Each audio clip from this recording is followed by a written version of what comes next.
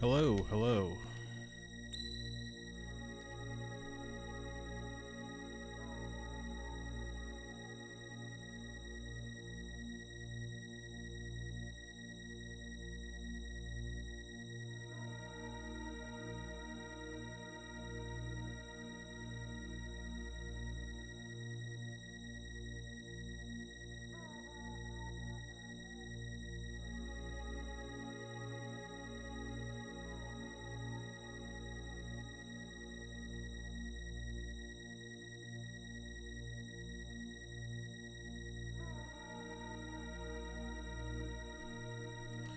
I haven't even got the Magus yet, and I'm gonna recruit him. I'm not gonna kill Magus. Come on now. Oh, hey Jane. Long time no see.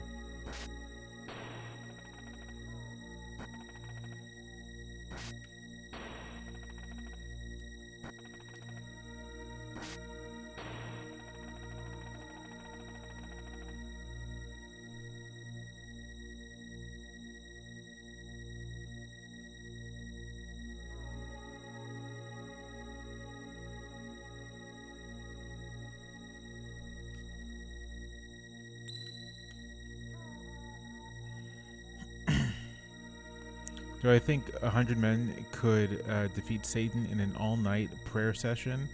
I think so. Yes, I think maybe, probably.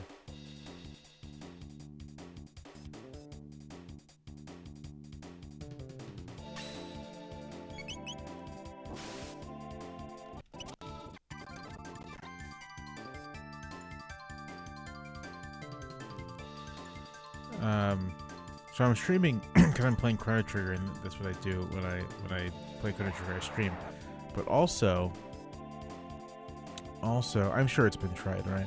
Also, I'm a bit motivated because I want to complain about something, but I just need to complain about it in a somewhat impermanent, you know, uh, uh, venue, and that is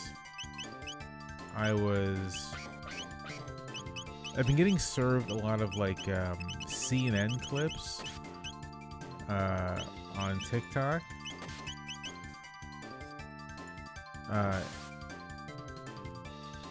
And I gotta say, I don't understand who watches this stuff. Like, there's like literally no value in putting, you know, one or two legitimate journalists on a panel with just like a bunch, like, you know, there's always one or two MAGA chuds on these panels, and they just scream and shout, and I don't get it. It seems like a total waste of time.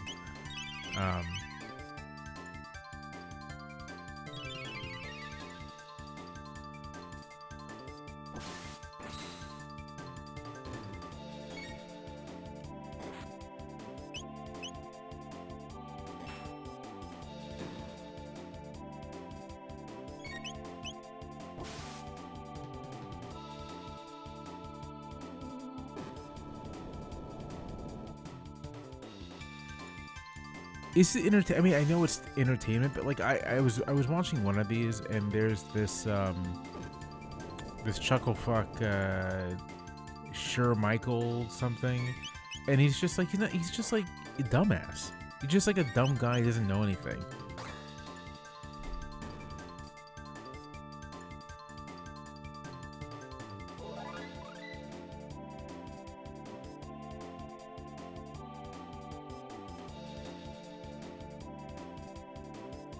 Fights are not repetitive. I mean, this particular section's a little repetitive, but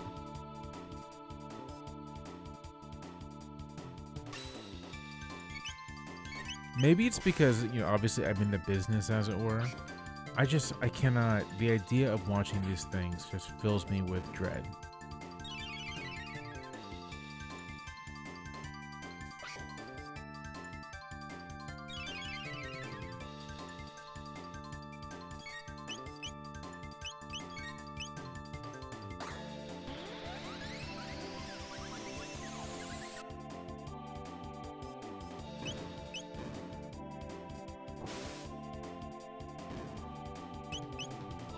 Interestingly enough,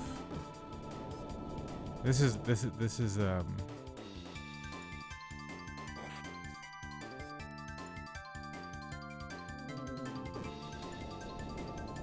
sorry, I just lost track of things. This is one of those rare occasions when I'm doing these things where I'm getting no TikTok people. Very few TikTok streamers or joiners.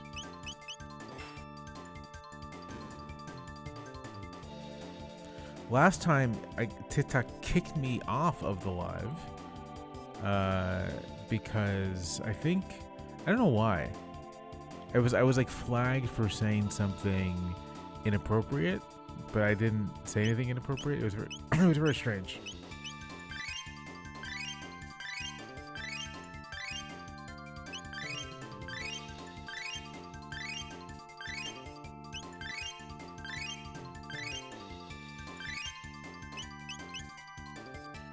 I think this team has the best dual techs. You also get a triple tech really early with this team, right?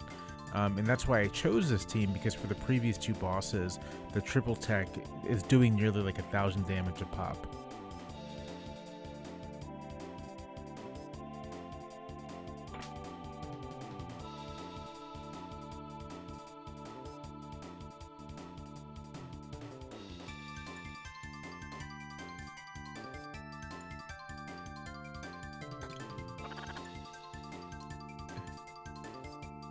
Wait, sorry, someone in the TikTok mentioned this as Chrono Trigger remake. I have not heard about this.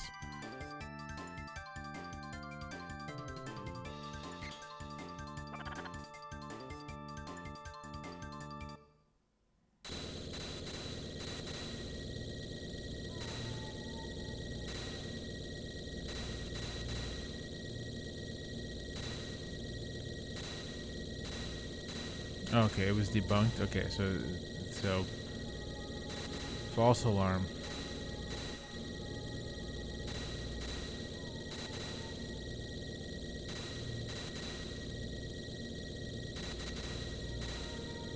Well, I would love to see like an HD, 2D, 3D, or 3D, 2D, whatever it's called, remake, like in the Octopath Traveler style.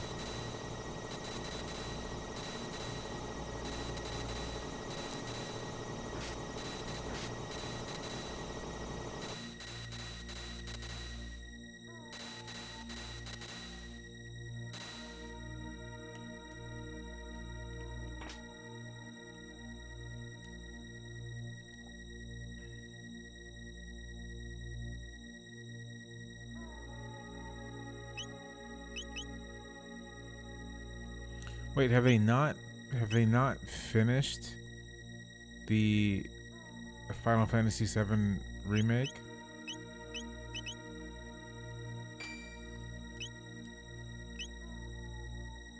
Wait, it's broken up into 3 games? That seems like a bit much. I'm gonna be real with you.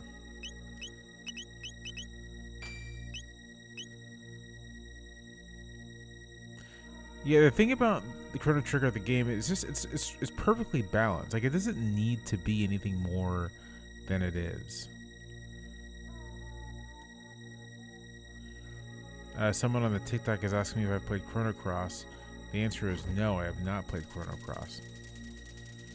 That's what I'm going to play after I finish this. Nick, why can't you deal with this background music?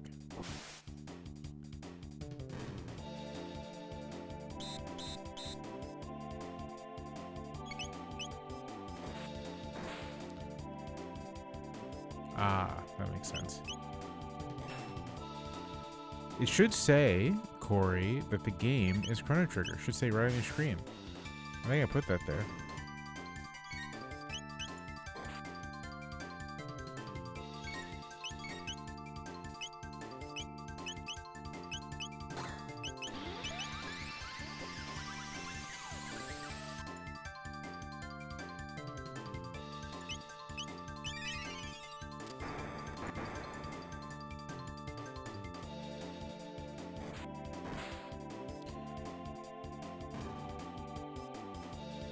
No, I get. So back to Chrono Trigger.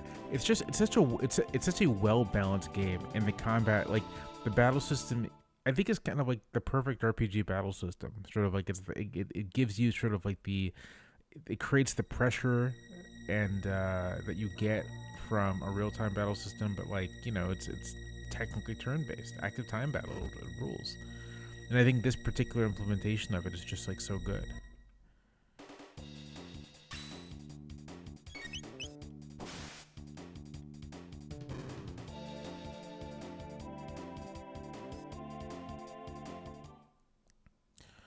I don't know if Gans plays video games. He plays Balatro. We send Balatro videos to each other, our like attempts at getting really high scores. John's a bit better at the game than I am. He can get the kind of like insane high scores. I think my highest Balatro score is like 2 or 300 million. Like I think I've scored that high on a single hand.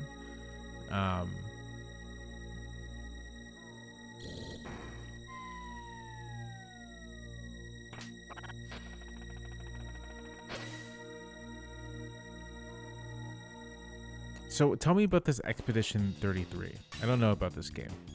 And while you're telling me about this on the Switch side, I'm gonna go over to the TikTok side and answer some questions from over there. Have I been watching Andor season 2? I have. I'm on the 3rd episode right now. I watch it when I'm on the treadmill, and so late this week I've been sort of like feeling lazy, so all of my cardio has just been sort of like 4 or 5 mile walks around town. So I haven't done any treadmill jogging or anything. But this upcoming week, I'm going to be back on the treadmill, so I'll catch up. Would I make videos about it? Maybe. I can say here, so I can't say here that we're probably going to have Tony Gilroy back on the podcast. Maybe not to talk Andor, maybe to talk something else. I want to have him back to not have to deal with talking about his work. Like, I understand the feeling of not wanting to chat about your work all the time, but we may end up talking about Andor with Gilroy. So,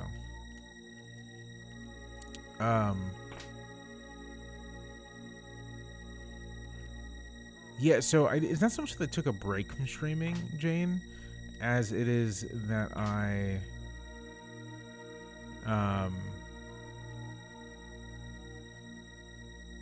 it was like the holidays and I was traveling and I just wasn't home. And in January, I was at Williams College the whole month, teaching. So I just didn't have the time to stream. Like the past month has been the first time in really some time I've been home and I've had time to stream. So that's all. That's really kind of the deal.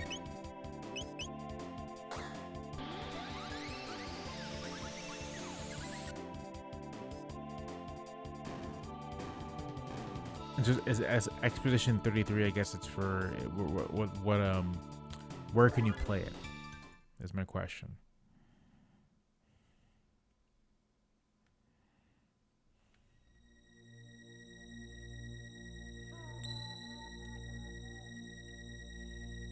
All right.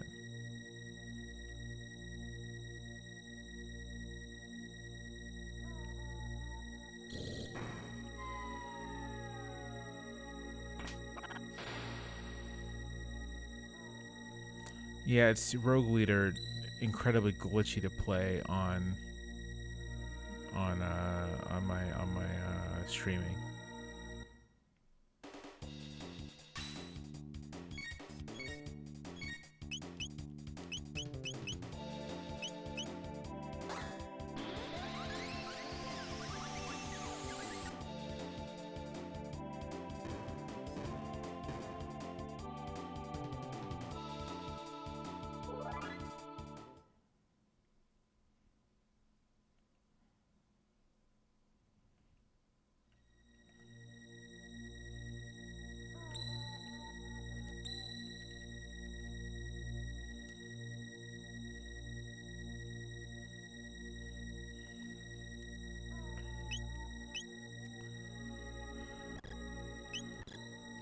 I will not be getting Switch 2 anytime soon.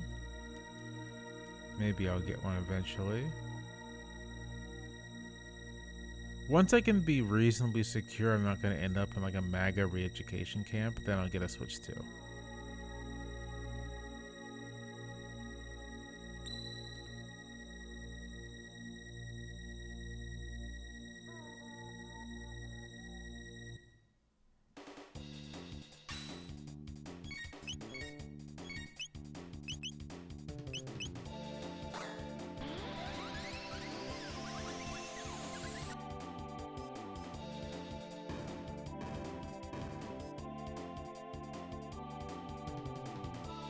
I was on a train from DC, and obviously it's coming from DC, but train going south from DC, it was going to Roanoke. And one of the dudes who was going to Roanoke was like just chatting up about the tariffs. You're right. The normies are shook about the tariffs. People are gonna, the stores were gonna be empty, and people are gonna know exactly who to blame. Are you fucking kidding me?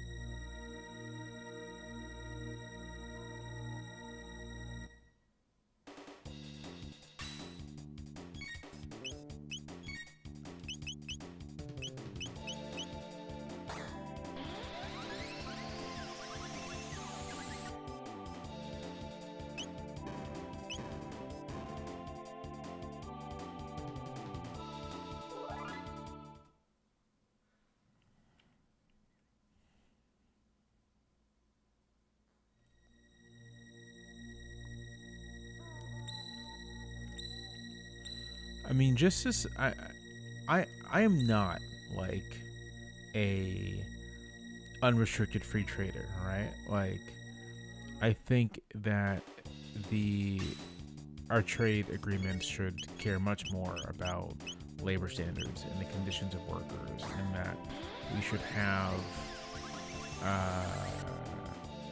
we should take steps to ensure that like the free movement of goods and capital isn't harming ordinary workers. But like the idea that it makes any sense I don't think you have to be a free trader, right? To be like blanket tariffs were stupid. And you know, I say I'm not an unrestricted free trader, but there's a case to make for free trade from the left, basically that you want like that global economic relationships based off of mutually beneficial exchange are like just inherently a good thing.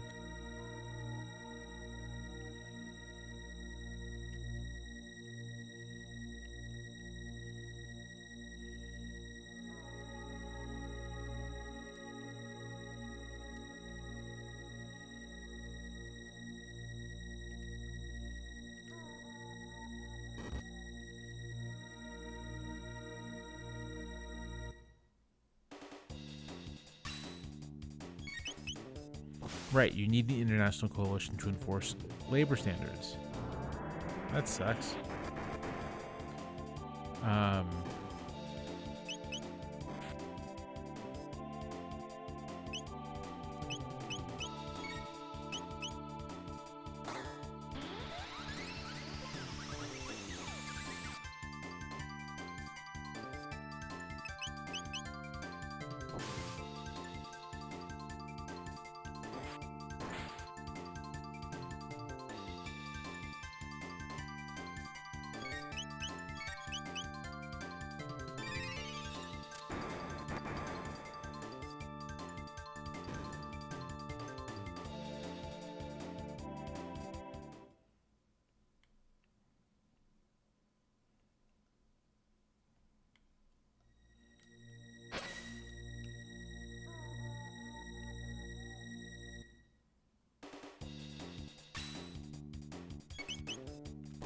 No, just, I don't know. Lots of needless pain for a lot of people. Probably a recession. I don't know. And it was also predictable. Yeah, I last stream on Thursday, I already played, fought slash and flee.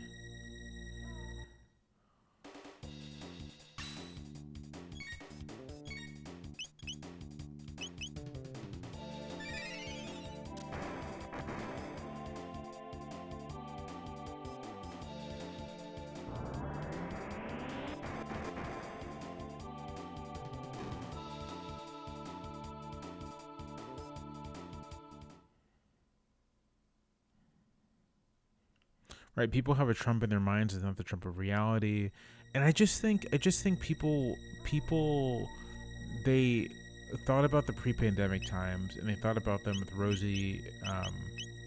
rose-colored glasses, and they're like, well, obviously,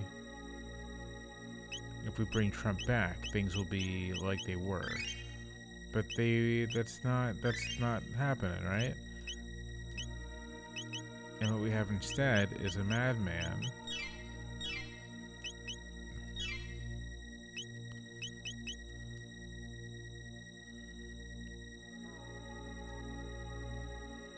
I don't know. And to be frank, I'll be fine, right? Like, my family will be fine through all of this. Again, provided there are not MAGA re-education camps, my family will be fine. I'm thinking about my neighbors who are blue-collar workers. I'm thinking about the people I know who own restaurants. I'm thinking about the people I know who work in public service.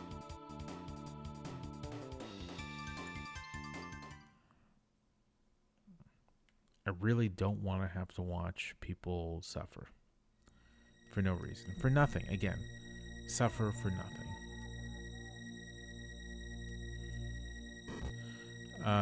Switching over to TikTok, yes, I was on Majority Report. I'm occasionally on the Sam Show as a guest to talk about things, usually things that I write, but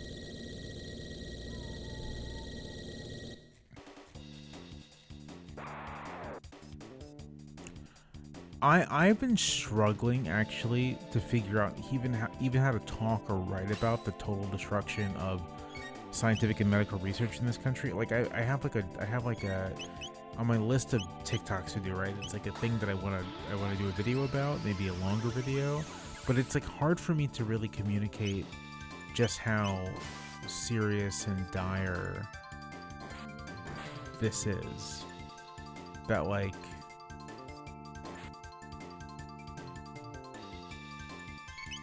they're destroying the country's capacity to do research, and it's gonna make us dramatically poor and our lives worse, and it's gonna take a generation to recover from.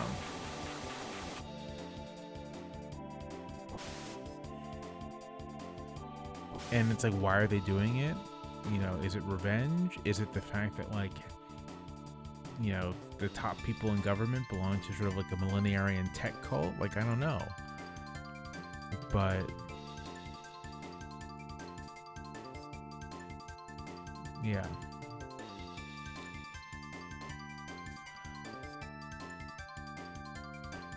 Right. I mean, yeah, it's like we don't need scientific research. We'll just have AI do it, which is idiotic, right? Like AI. Sorry, don't get me started. I can imagine some use cases for AI or whatever, but like this idea that it's actually intelligent, this idea that it's actually sentient, and that you don't need humans anymore, you just have AI, is unbelievably stupid. It's unbelievably stupid. It is a cult. That idea is a cult, and I think that is what's driving some of this. But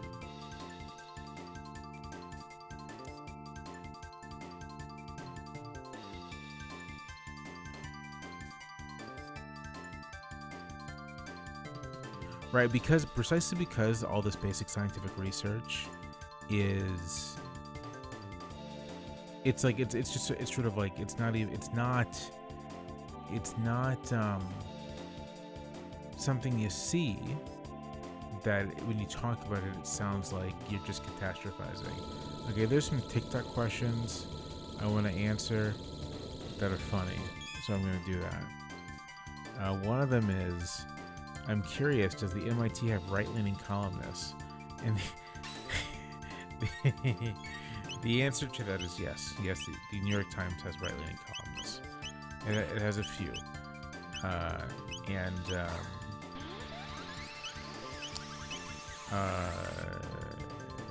Yeah. Yeah.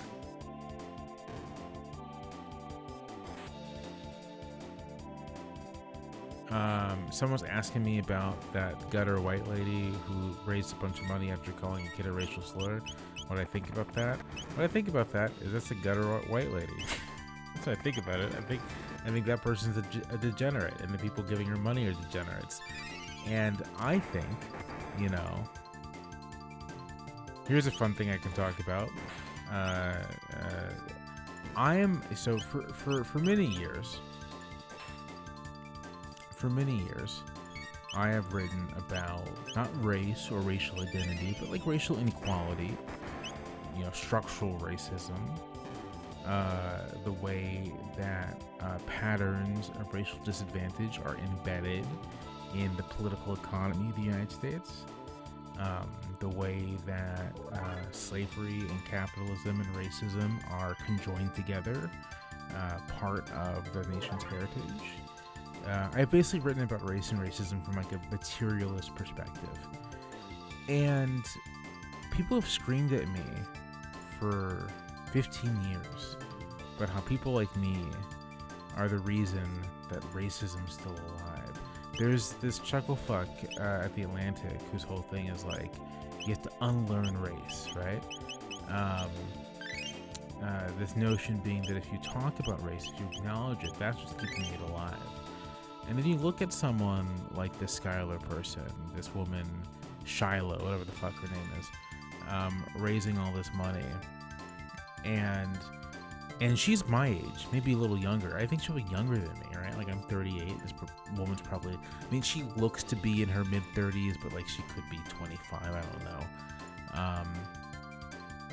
And her parents raised her to be a racist, and she's raising her son to be a racist. And I grew up with people who turns out their parents were raising them to be racist. Turns out their parents were raising them to think it's okay to wear swastikas on their jackets and to use racial slurs. And it's like, people like me are not the ones keeping racism around. Like, racial minorities and black people specifically talking about racism, we're not the ones who are keeping racism around.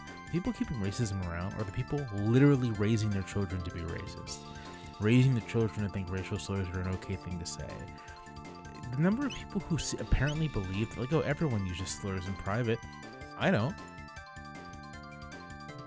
use slurs in private. I don't like attack people on the basis of their race in private. Like, what the fuck? But I see where that's coming from.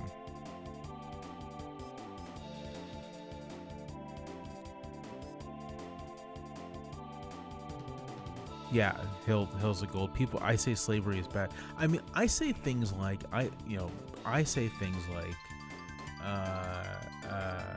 demonstrably true things, right?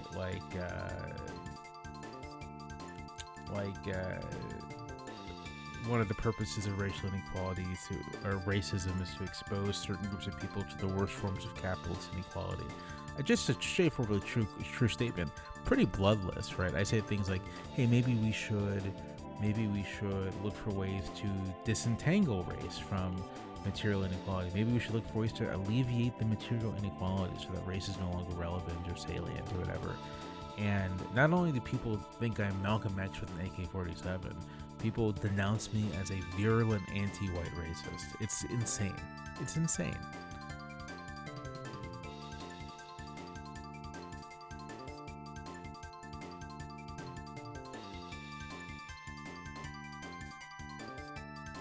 Someone's asking me What odds do you give a third Trump term, assuming things remain at their current pace?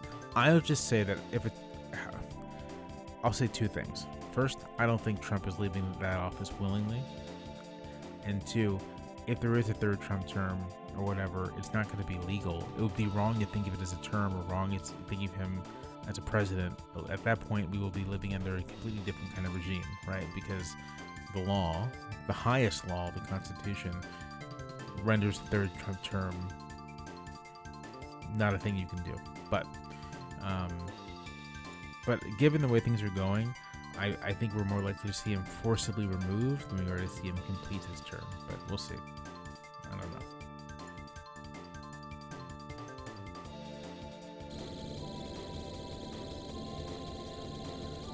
Plausible denial. Yes, people casually tell their kids that they don't get jobs because of black people, which I've really come to believe. It's just like people's excuses for their own mediocrity, right? Like, people cannot accept the fact that they are not the special snowflakes that they thought they were.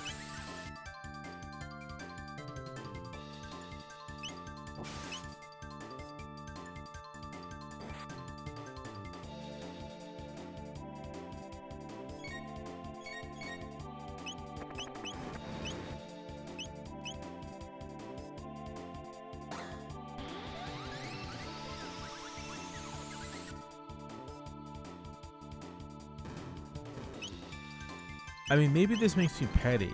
It probably does make you petty. But I still haven't forgotten that when I got the Times job, there was like multiple Twitter threads of people going on about how I was an affirmative action hire who didn't deserve the job. Like, the notion, there are plenty of people for whom it is just sort of like, the idea that a non-white person and a black person would be more qualified than them is just intolerable.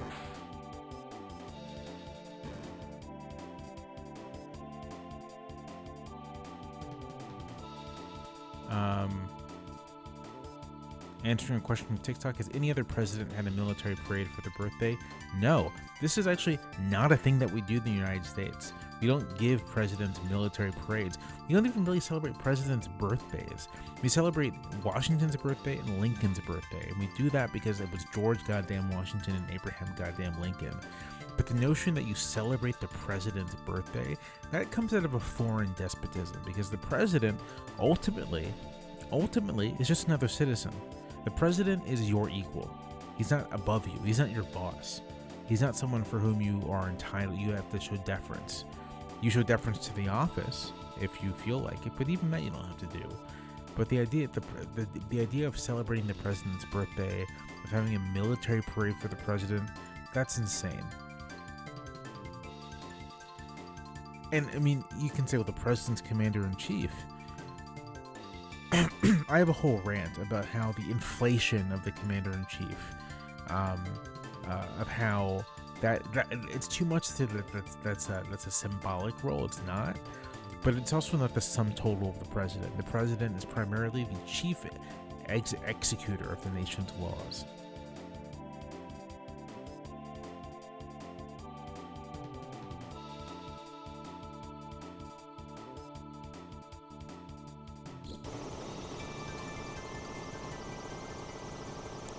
Do I think Dems should be introducing symbolic articles of impeachment? I think they should be introducing articles of impeachment. Frankly, you would have to struggle to find something Trump has done this time around that isn't impeachable. And so just file articles nonstop.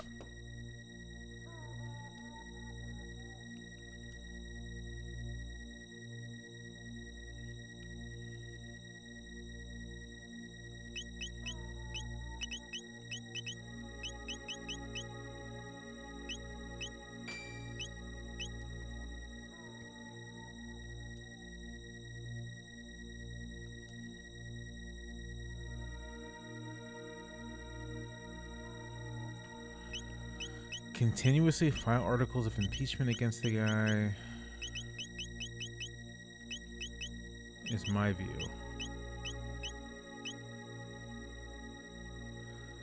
Have I spoken about the New York Magazine article in Fetterman? I haven't. I'll answer your question. I'll get to that real quick.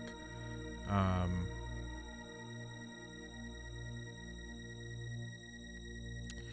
I people think the president is the boss of America, and so when you tell them things like an executive order isn't the law, an executive order is a memo to the executive branch, which, if it is done in accordance with a constitutionally valid law, and if the executive order itself is lawful, meaning it is a lawful exercise of the president's authority, then an executive order may have the force of law. But the president can't simply write something called an executive order, and like decree it. People don't believe that. People believe that the president is some kind of elected king, which the president is not. The administration is constantly talking about the inherent authority of the executive. The executive, I mean, conservatives in their unitary executive bullshit will say otherwise, but like there is no such thing as inherent authority, inherent executive authority. I mean, the whole notion is sort of doesn't make any sense, because why would you have a president who has explicit enumerated powers if they also have all these unspecified, vague, essentially unreviewable inherent powers? No, it obviously does not. The president has implicit powers that you can derive from the enumerated powers, and the president has enumerated powers, but inherent powers, all this nonsense. It's just an excuse for, again, I'll use the word despotism, tyranny. It's just an excuse for investing the president with like sovereign authority over the entire nation.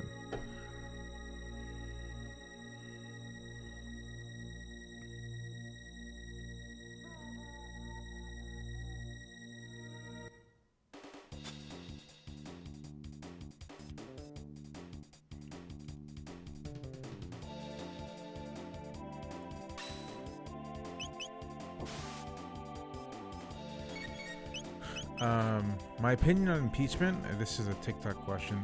My opinion on impeachment is that, like, okay, it's broken as far as like the constitutional mechanism goes, but like the president is clearly doing impeachable things.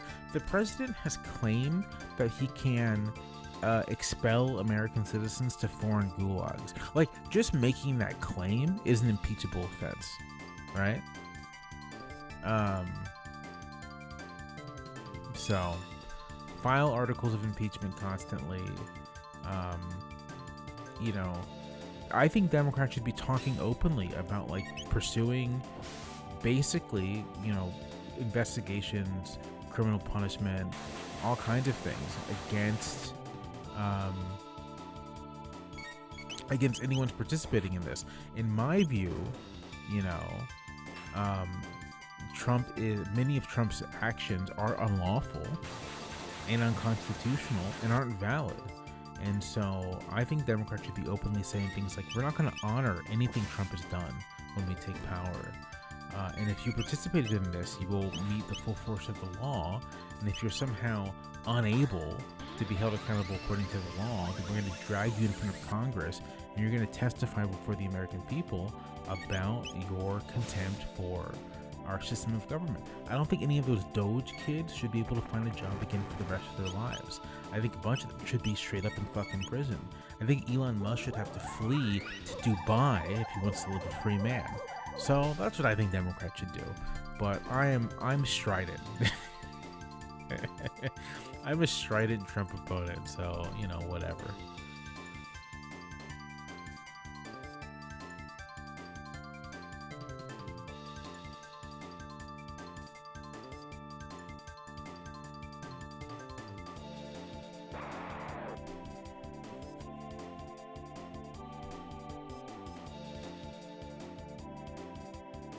Well, I don't think there's not gonna, the idea of any Republican supporting impeachment and the president isn't below like 30% approval it's hard to imagine, first of all.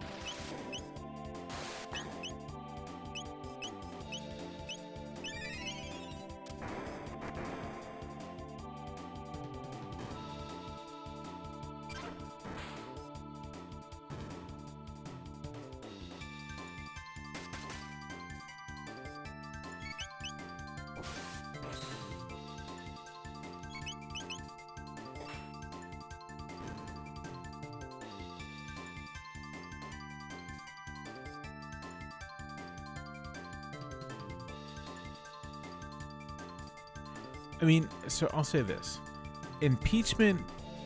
I don't think. I honestly don't think.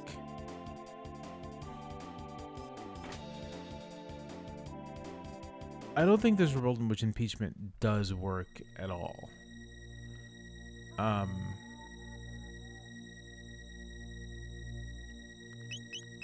what I mean is that, so the first, so okay, here's a quick catalog of high-level impeachments in American history. The first genuinely high-level impeachment was the attempted impeachment of the Supreme Court Justice Luther Martin in, I think, 1801. Jefferson's president at the time, so 1801, 1802. What Martin had done as a Supreme Court justice, so at the time justices were responsible for writing circuit, so they actually sat in on district court cases in addition to circuit court cases, and he was actually giving jury instructions, and while giving jury instructions, Martin began railing against, is it Luther Martin, or I have the name wrong? Or is it, let me look this up real quick.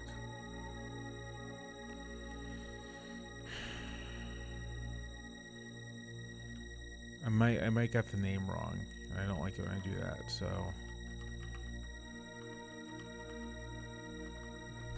Oh, my keyboard's dead. Never mind. We'll figure that out later. It's either, is it Chase? It might be Chase. Because there were two Justice Chases, one in the 1860s, one early on. No, it's in either case. This is sort of irrelevant. In any case, Chase or Martin, whoever it is. Samuel Chase. It's Chase. Thank you. I'm thinking of Samuel Chase. Thank you.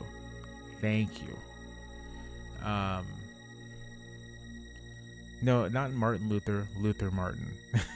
A famous American jurist in the early 19th century. Anyway, Samuel Chase is giving jury instructions to a jury in Maryland, and he basically begins railing against the Republicans, the Jeffersonians. And the Jeffersonians are like, you can't do that, you're a judge, and they put him up on impeachment charges. Long story short, impeachment doesn't succeed. They can't impeach him. Jeffersonians control Congress, but like people aren't willing to go as far as to impeach and remove a Supreme Court justice. That's the first one. The second big one is Andrew Johnson. In 1868, Johnson is impeached.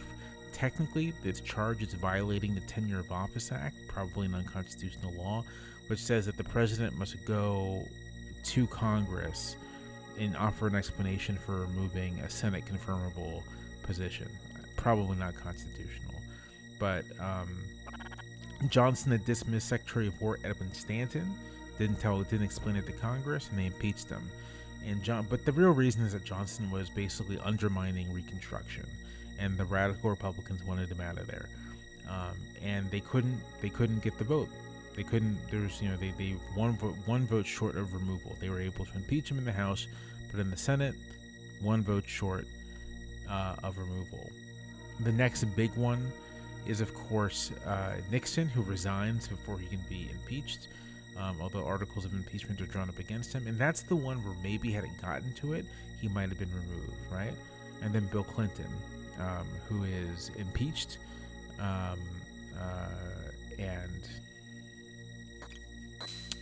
not removed.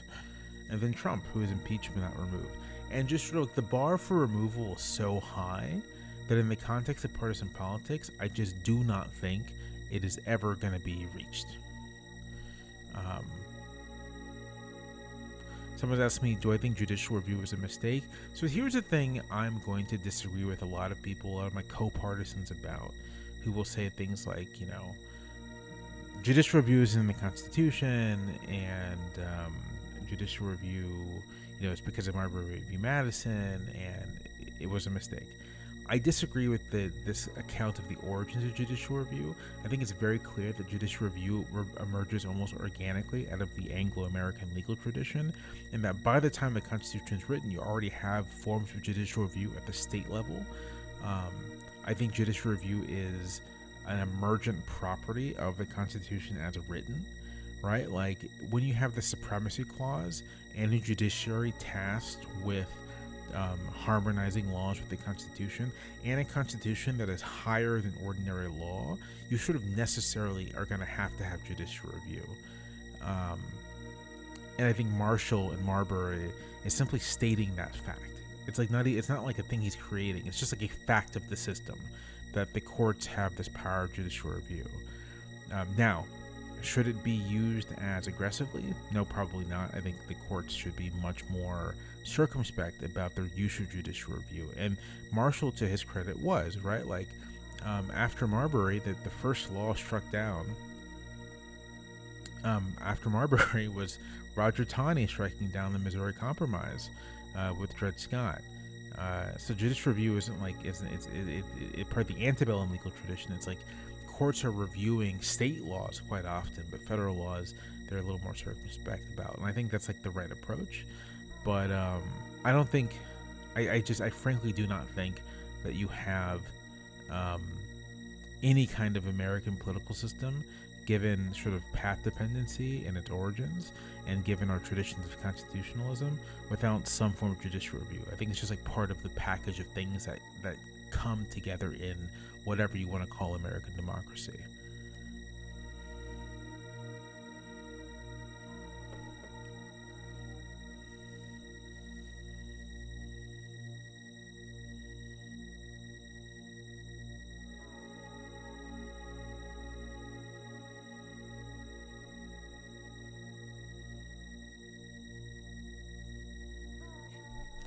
Yeah, TikTok folks, we're gaming and talking about the Constitution. So ask me questions about the Constitution. There's a lot of things I can answer off the dome about the Constitution. So.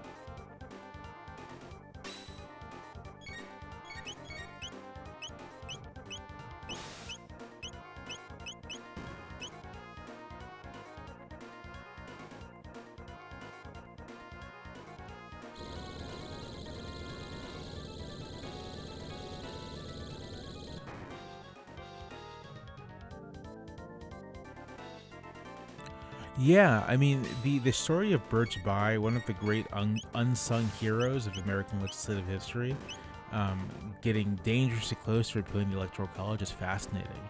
Basically, in '68, right, George Wallace almost throws the election to the House, and it puts the fear of God into Republicans and Democrats, and sparks this big push to get rid of the Electoral College that basically fails because of an unusual bit of interest convergence.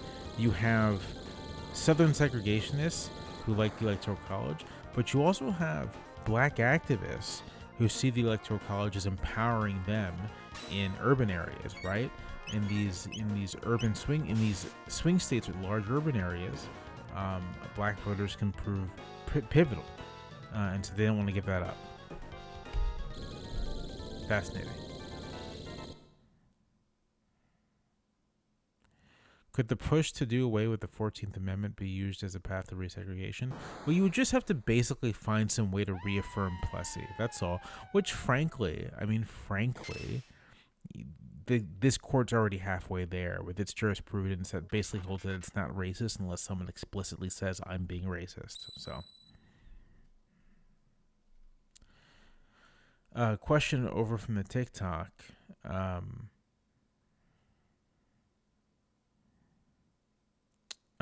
Okay, two things over from the TikTok. First, OG RFK overrated.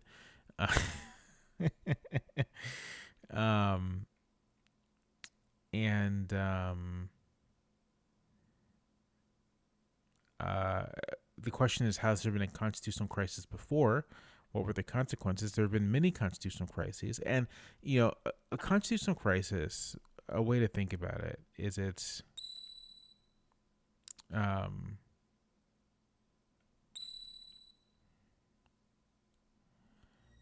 it's basically what happens when the Constitution can no longer basically sort of like uh, uh, handle political conflict within the confines of the ordinary political system, and that's happened many times.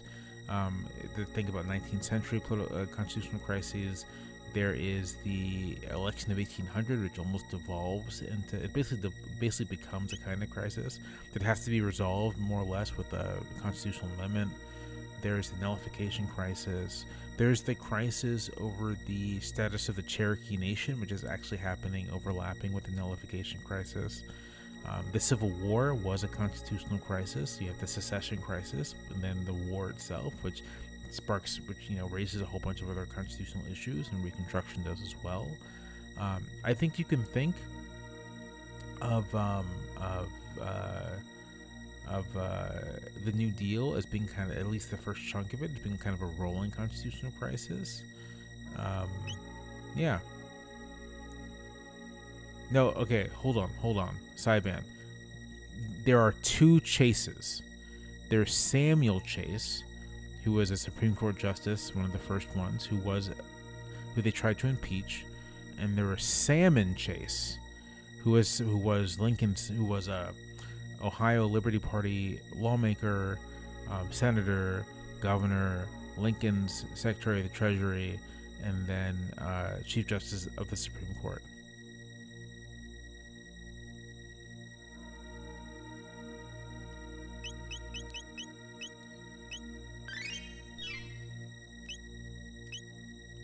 They were not related. No relation. Just a funny little coincidence of American history. And the funny thing about Salmon Chase is he was aware that his name was Salmon. It wasn't like, oh yeah, Salmon, 19th century name. No, Salmon Chase knew he had a weird goddamn name, and he complained about it in his letters. He would complain about it to his friends. He's like, it's wild that my name is Salmon.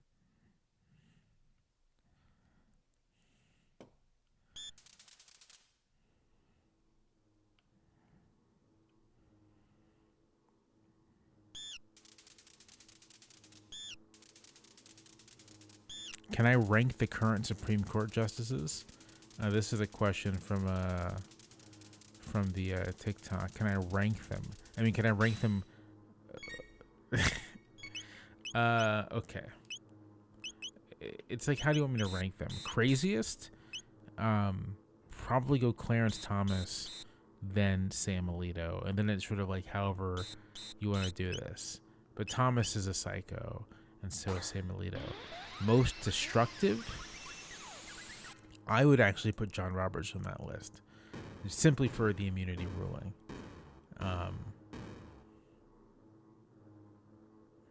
If you got to put one amendment to the Constitution, what would it be? One amendment. I mean, I would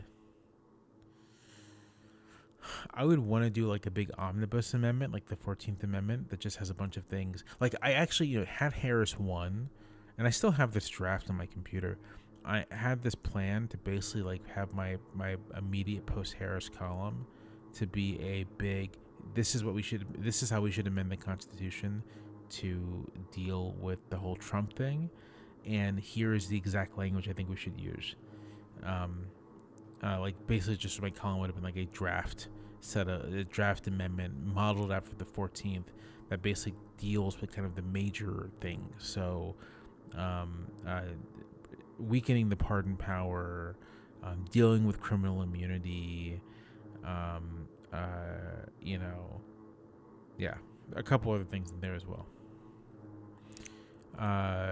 Other than that, I think a explicit right to vote amendment is probably necessary. Here, let me pause Chrono Trigger real quick and see if I can't find that amendment thing to at least give you a sense of what was on it.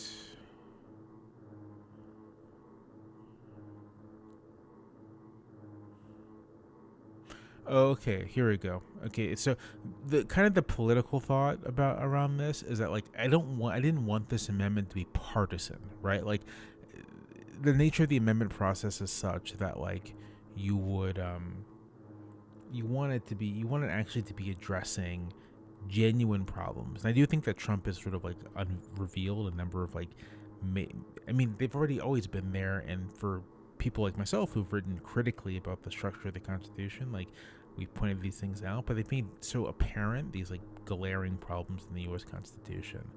And so there's basically 4 or 5, and this omnibus amendment was like trying to capture all of these. And so it'd be amending the pardon power, establishing the president's criminal liability, as well as the extent of his civil liability, amending the contingent election process, which is the process of what happens if no one gets an electoral college majority, rewriting the insurrection clause to make it more clear and basically to nullify the court's ruling, and then to clarify the meaning of the executive vesting clause in Article 2, stating that it essentially only is like it's a bit of fancy language saying that sort of like the powers thus enumerated belong exclusively to the president. But it is not a grant of inherent power. That's my omnibus amendment.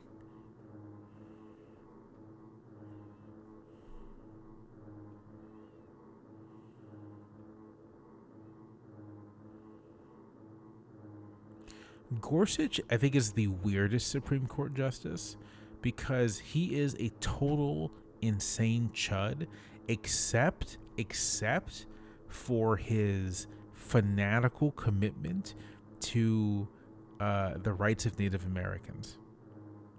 Like Gorsuch is like, yeah, we signed these treaties with Native tribes in the 19th century, and we should honor them.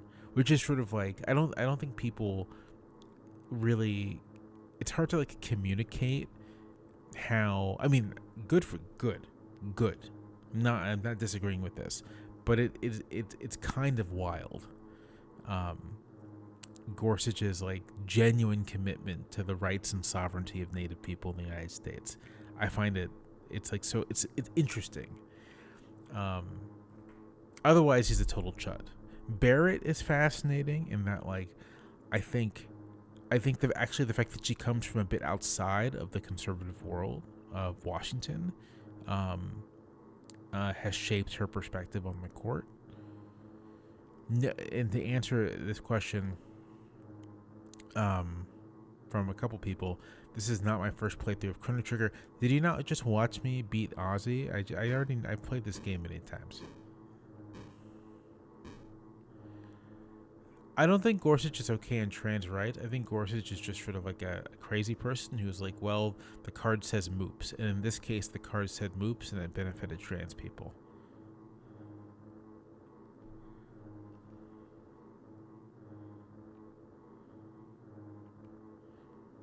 Yeah, I don't think Barrett signed on to be, like, no pun intended, a handmaiden to the end of American democracy.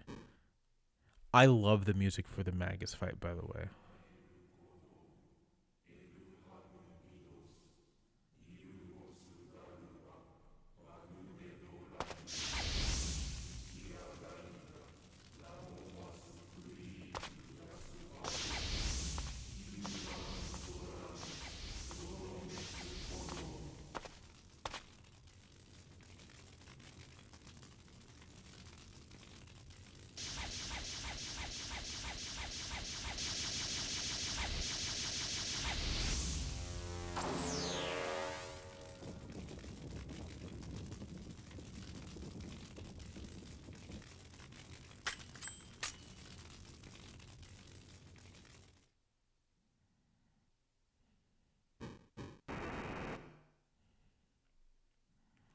Frog is the best video game character, period.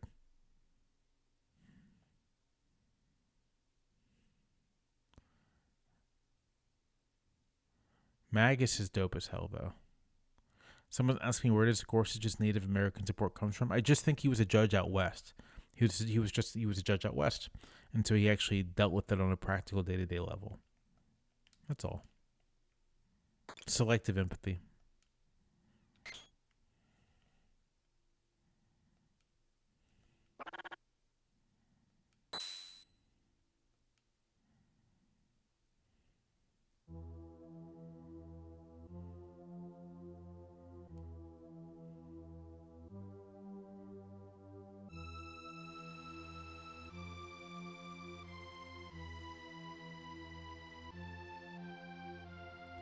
The black wind begins to blow. Okay, give me your best shot. If you're prepared for the void. I love this shit.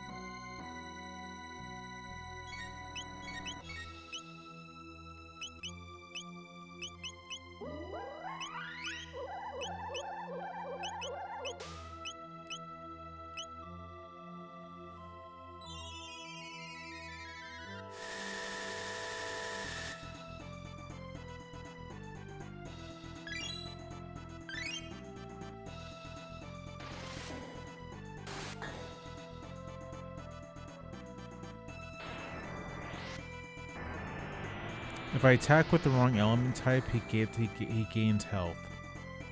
And I may have to like. This is not going well.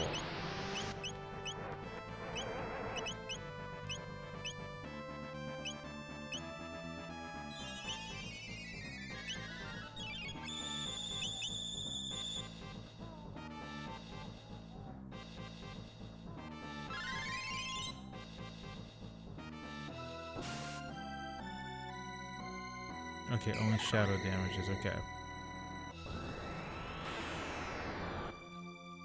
This is manageable, alright.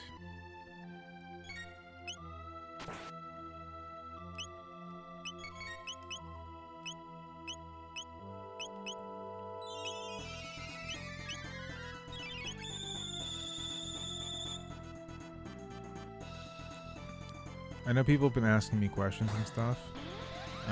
But I'm genuinely locked in trying to beat Magus right now.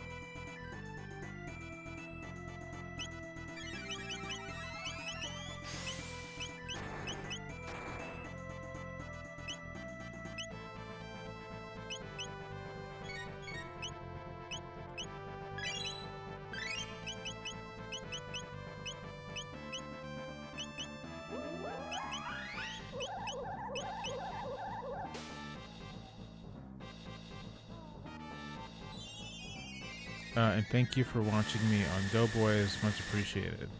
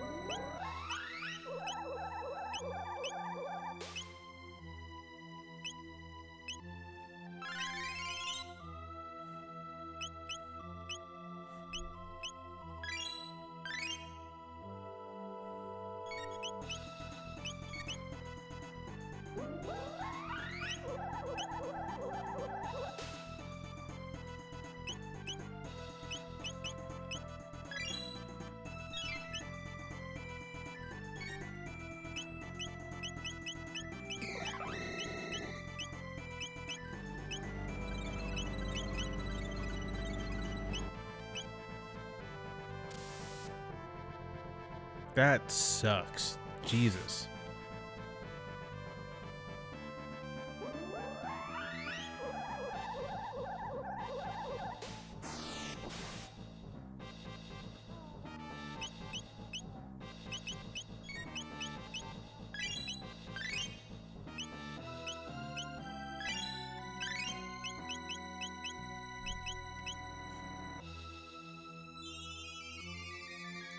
This game's called Chrono Trigger. Sorry, I'm super locked in. I'm trying to beat this dude. I'm trying to fuck this guy up.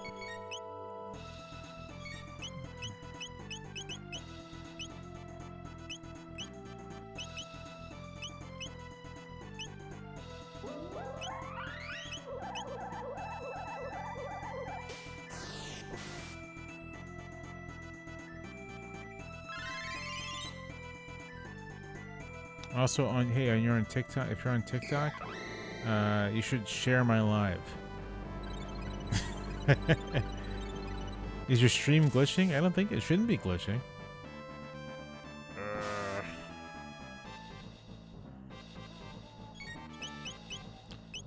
Mid-tonic. Mid-tonic. Cure beam.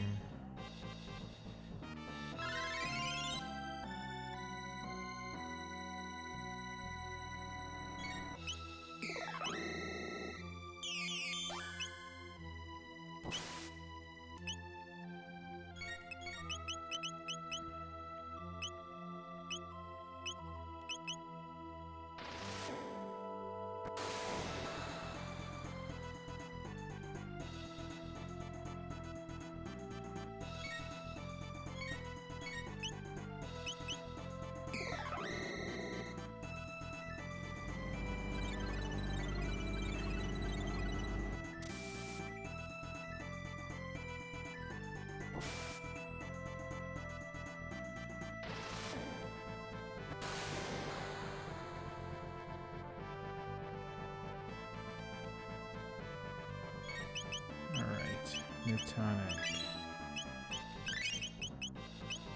Heal.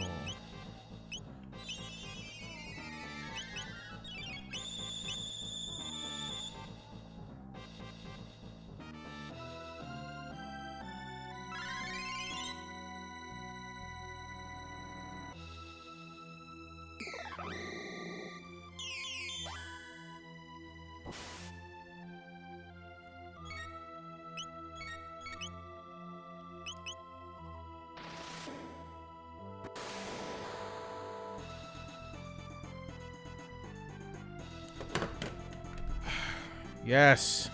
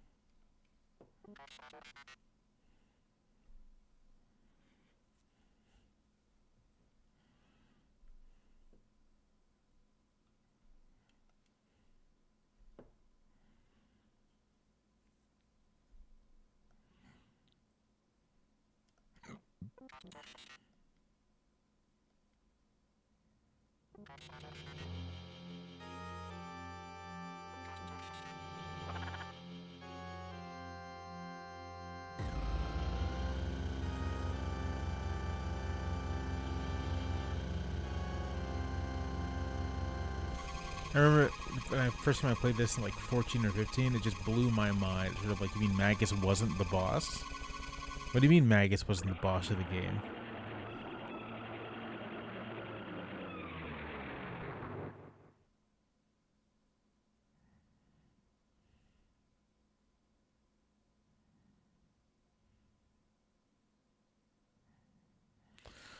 Do I like Magus's theme or Frog? I mean, I love Frog's theme.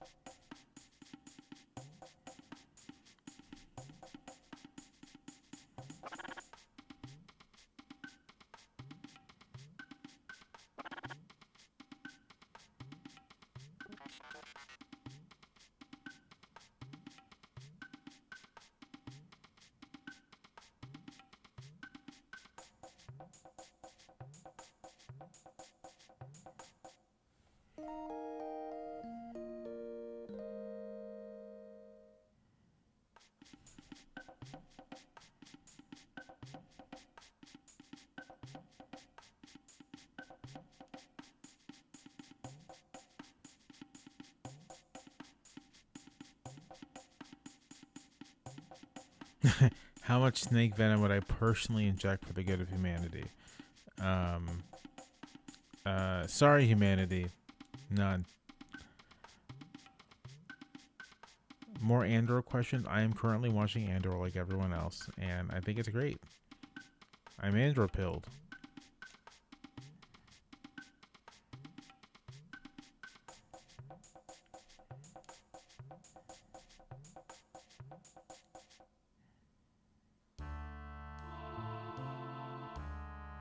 Yeah, Colin, I'm also on Twitch here. You can follow me on Twitch.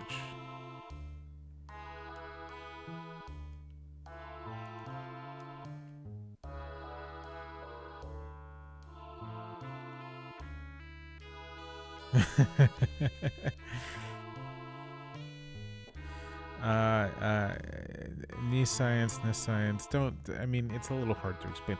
I have a hard time explaining that I'm staying up till like past midnight, right? I mean, I've got to be up at like 7:30 tomorrow. Past midnight playing a 30-year-old game and talking to total strangers. I mean, some of you I feel like I kind of know. You've been on the stream enough that you know, I recognize you. But still, it's weird. It's a strange thing to do, but it's all fun. It's all good fun. I do wonder though. I know my wife knows that I do this stuff. I wonder if anyone at the Times knows that this is the thing I do. I'm like genuinely curious about this.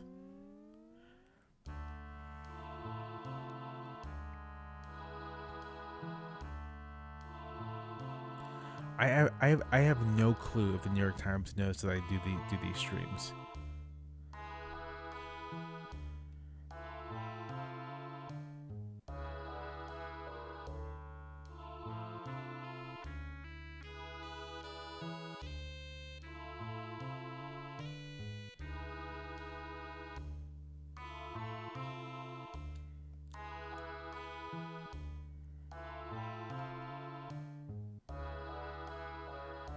I know the Times is definitely on Blue Sky, and I know this because sometimes I post things a little too aggressive, and I get notes about it.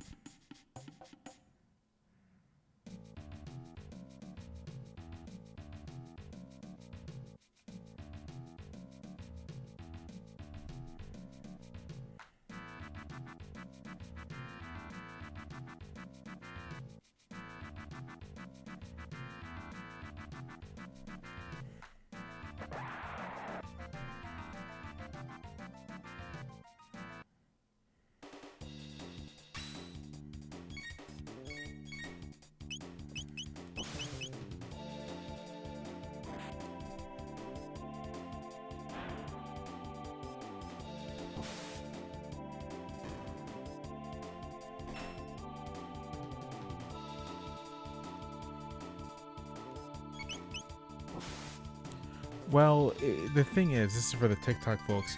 The thing is that sort of like at the Times, we do have social media guidelines, and they like to generally know what we're doing on social media. And I actually think they'd be intrigued by the whole Twitch thing. I think they'd actually find this kind of interesting. The whole streaming thing.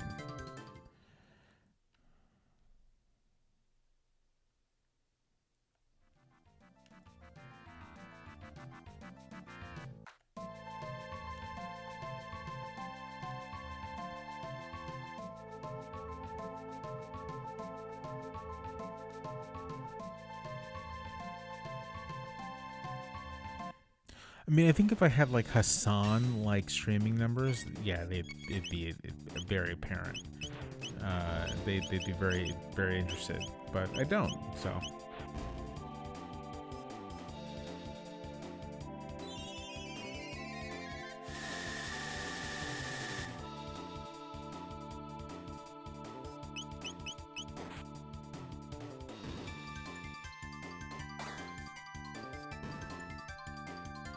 lunchtime, I've been on Hassan's stream.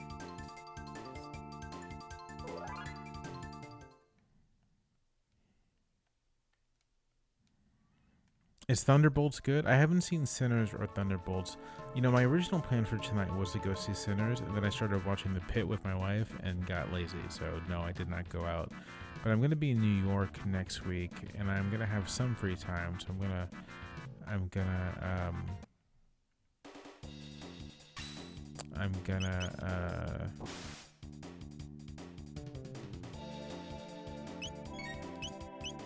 going with Record. I'm gonna see it then.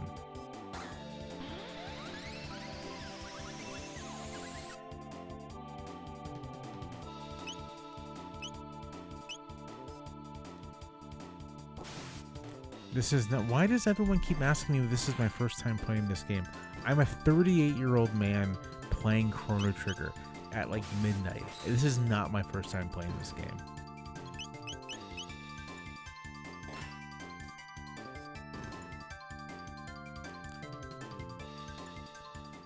Jane, The Pit is great. It's sort of like it's genuine innovation in the medical drama genre, and it's really good.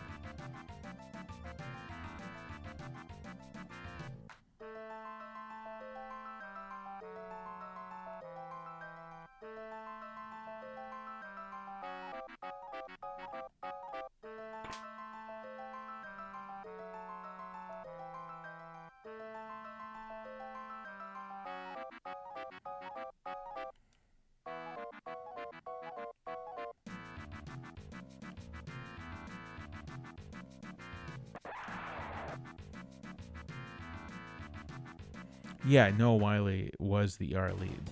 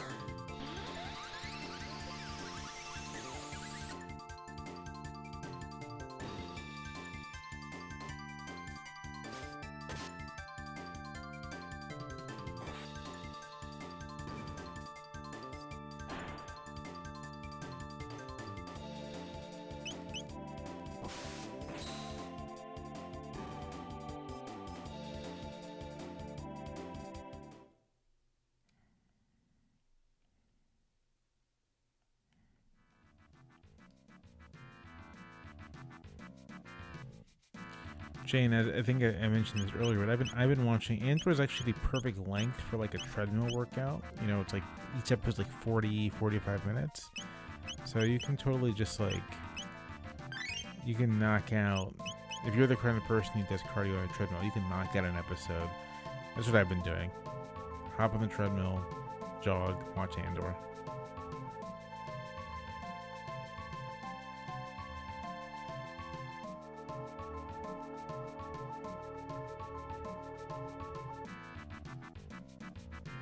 But I don't have a chance to have Isla on the team yet. I have to go find her.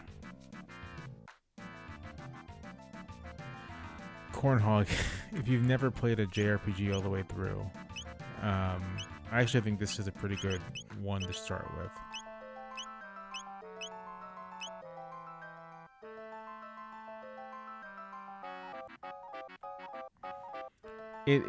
This is a late SNES game, and so it actually has a lot of the quality of life improvements that you don't necessarily see like in an earlier SquareSoft game like Final Fantasy IV.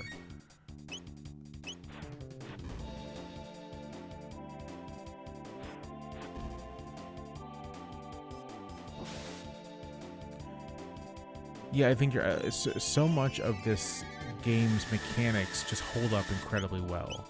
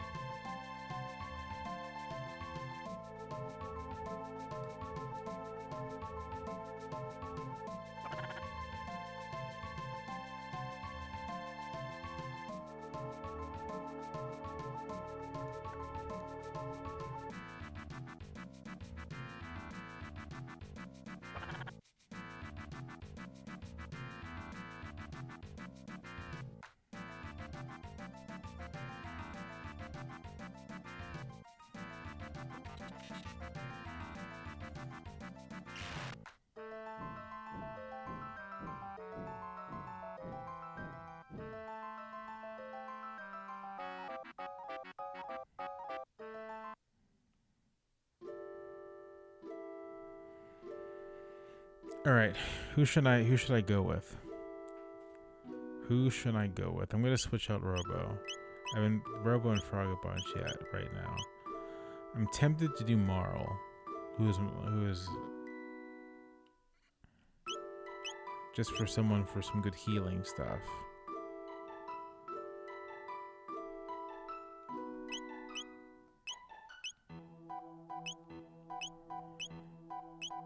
I usually like to pair Luca with Robo. Like I like to, so in general. I had Robo and Frog for the last section because I got the triple tech with them. But I generally like to pair either you do the classic Chrono Marl Luca or Frog Chrono Magus or Robo Luca Chrono. Or sometimes I'll do an Isla Magus Chrono. But I think I'm going to go with Marl.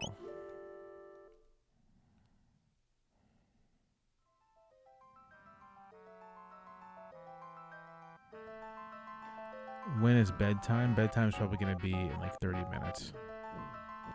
15 to 20.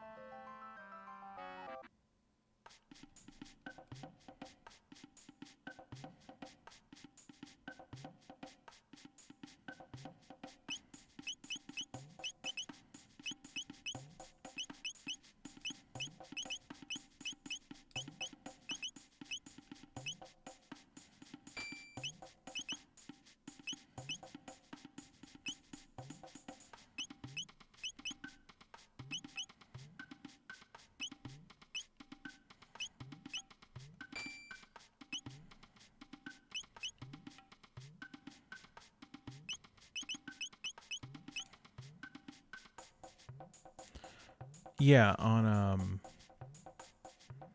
the pitas turned out great. They were delicious.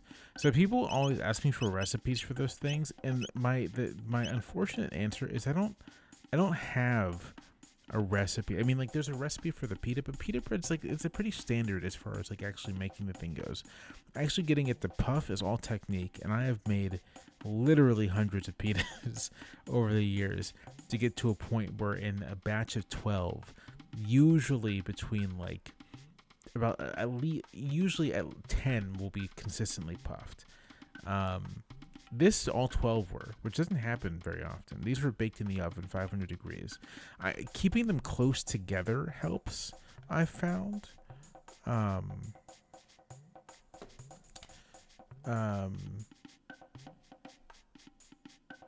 But,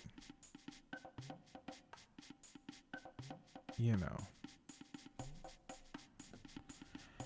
I can tell you the recipe right now. The recipe for the pita is it's 3 cups of bread flour, 3/4 of a cup of whole wheat flour, 2 1/4 teaspoons of instant yeast. I don't use the sourdough starter for this. 3 tablespoons of olive oil, 5 ounces of full fat Greek yogurt, 15 grams of honey, a teaspoon and a half of salt, and then water as I need it.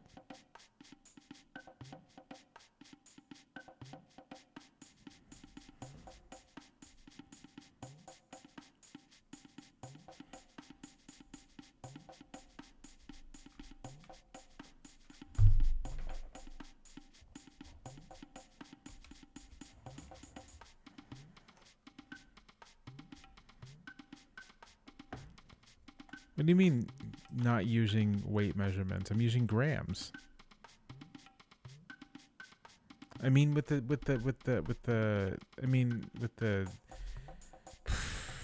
yeast and stuff, I'm not gonna measure that out. But everything else I use just grams.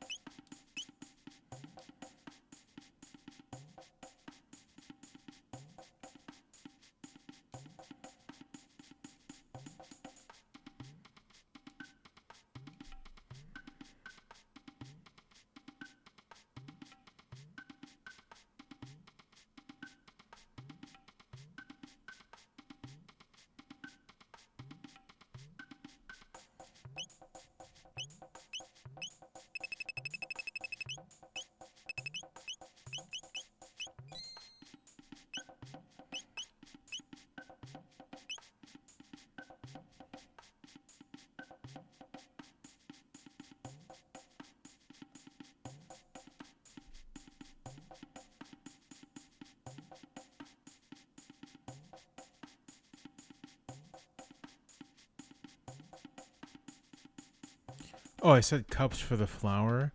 That's just because, okay, it was 450 grams of flour. Are you happy now? Are you happy now? Whatever. The thing is, I know my I know my conversions in my head, right? So I just sort of like say whatever I need to say. But like, if you tell me, right? Oh, I need 1 cup of sugar. I know that 1 cup of white sugar is 200 grams. 1 cup of brown sugar is 250 grams. So it's like, I don't know.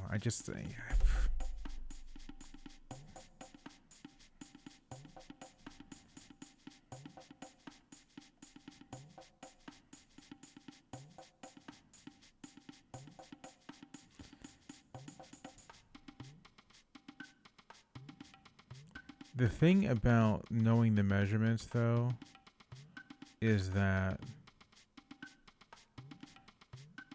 um, if you see a recipe, sometimes I'll see a recipe and it'll be like 1 cup of flour, 130 grams. And I'm like, I don't think that's true. I don't think that's right.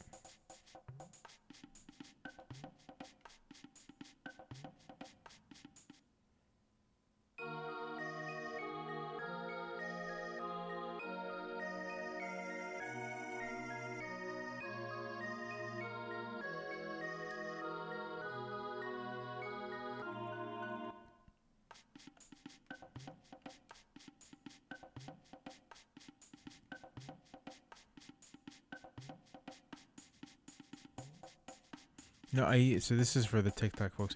No, I use a scale. I have a kitchen scale. A kitchen scale is probably the single best purchase you can make, like straight up. If you do any serious cooking, you should buy a kitchen scale.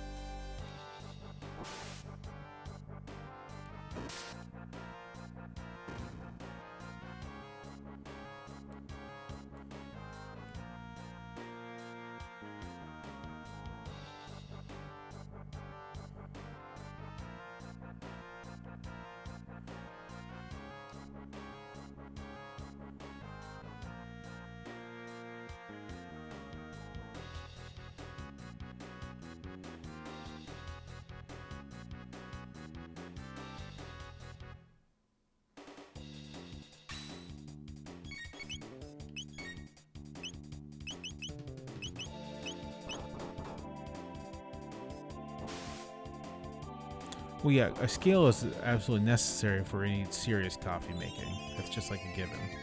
Like if you are doing anything other than like Mr. Coffee, you need a kitchen scale.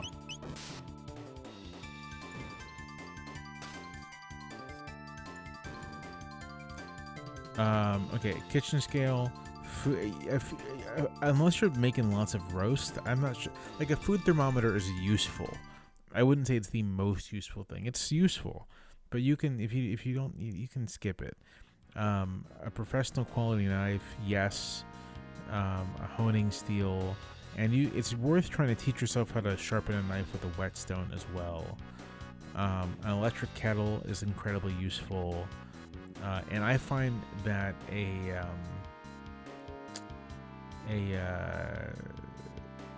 my most used pans are my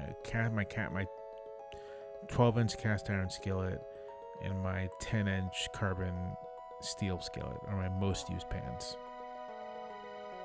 And then like an 8-inch stainless steel skillet. I mean, I have a lot of pans. I actually don't have that many pans.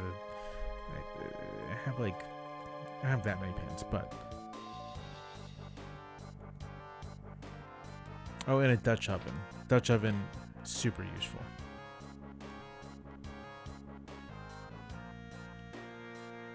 And the thing about these things is if you get like decent quality, like I've had some of my, my cast iron skillet for almost like 15 years now.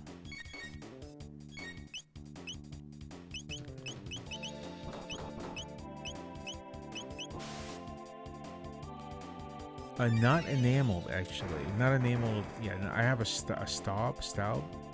I don't like. I'm not a big fan of the enameling. Nothing wrong with it. Just a little harder to maintain.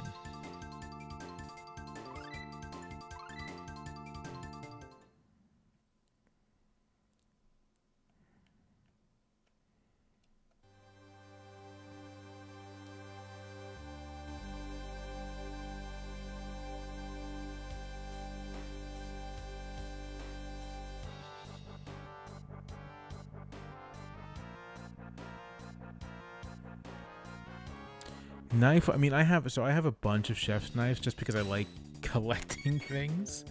But yeah, a solid knife. It doesn't have to be anything terribly fancy either. One of my most used knives, I think costs like $100, but it keeps an edge really well.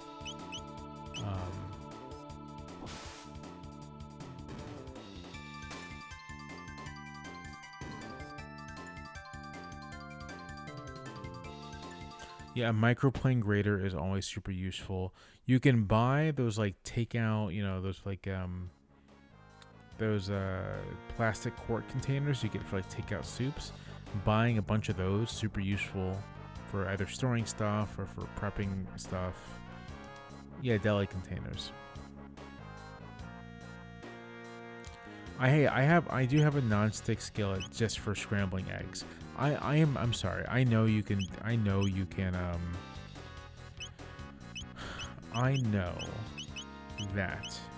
you can scramble eggs in a cast iron skillet or stainless steel, but I'm not gonna learn. I'm not gonna go through the trouble. I'm just gonna use a non-stick.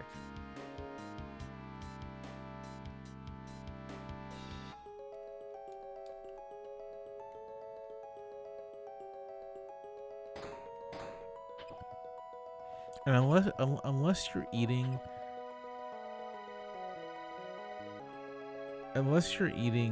like scrambled eggs every single day, it's like whatever. The non-stick is not gonna hurt you. I use it like once a week, tops.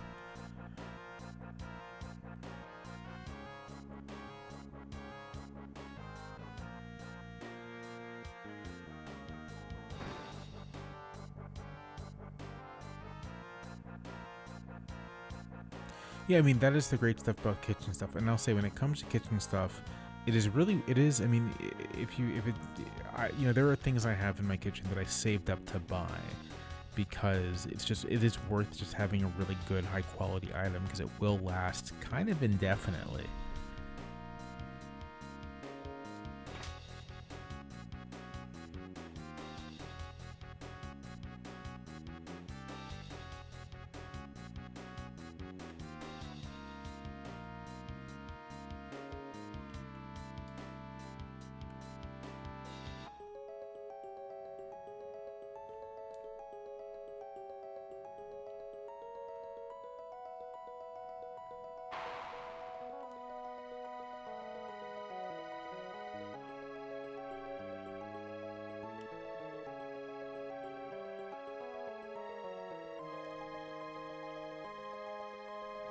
I am a fan of immersion blenders. I use mine all the time.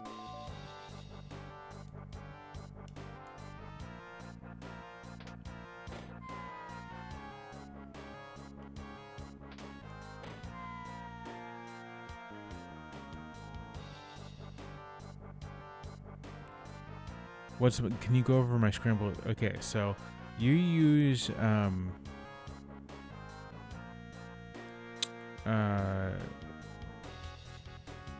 Gordon Ramsay's scrambled egg recipe. I'm not a fan of it. I just don't like my scrambled eggs to be like baby food. So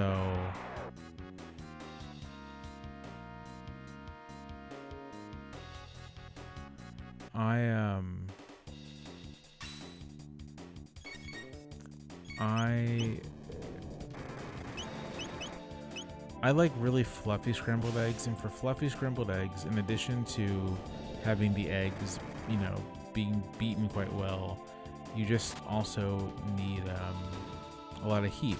So what I do is I actually use my immersion blender, which I've had my immersion blender for years. It's just like a Cuisinart one, but it's been fine. But I actually mix the eggs in a container with the immersion blender, so everything's real mixed up with the salt and everything. And then I use ghee. I always have ghee on hand for the clarified butter. Get it nice and hot in my nonstick, and not too hot, it's nonstick, like medium heat, and throw the eggs in and kind of like let them sit a bit, and then sort of like when the push, sit, push, until I'm getting big fluffy curds. So it's not quick. It's not as quick as like, on a flat top. It's not as slow as Ramsey. And yeah, and then I finish with a knob of butter. The ghee over the ghee is just it's clarified the butter doesn't burn, and I want the pan to get like a little hotter than you would for slow and low. That's the big thing.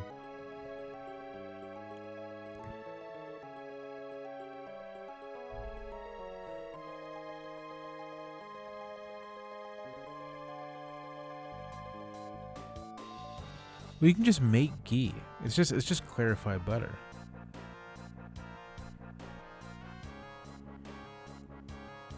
And I'm glad you like my Doughboys episode. A lot of fun being on Doughboys. I love those guys.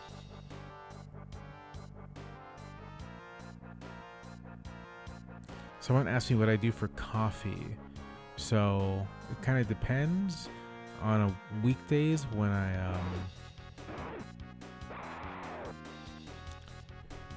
when we gotta go to school and work and everything. I just use this OXO coffee maker I got when we got married. Wedding gift. We've had it. We've been married 9 years this year, so I had it for 9 years, and it's great. I have an espresso machine for weekends. If it's just me and I want a quick cup of coffee, I'll use an AeroPress. Sometimes I'll use a Chemex if it's just me. Yeah.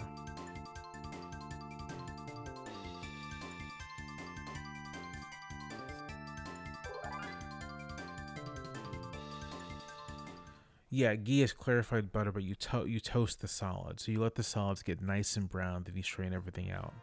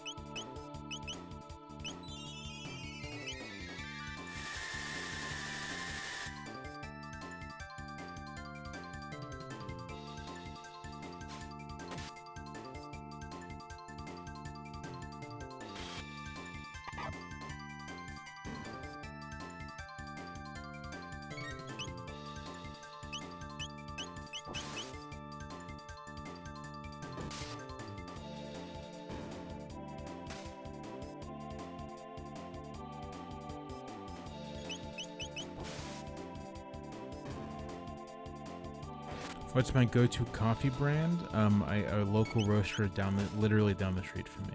It takes me 2 minutes to ride my bike over to them, and I pick up a couple, 2 pounds just to ever visit.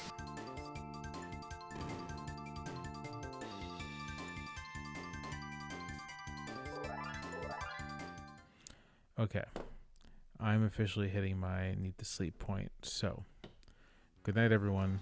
Thank you for joining me on the stream. And I won't be able to stream much for next week because I'll be in New York. But I'll probably stream again next Thursday or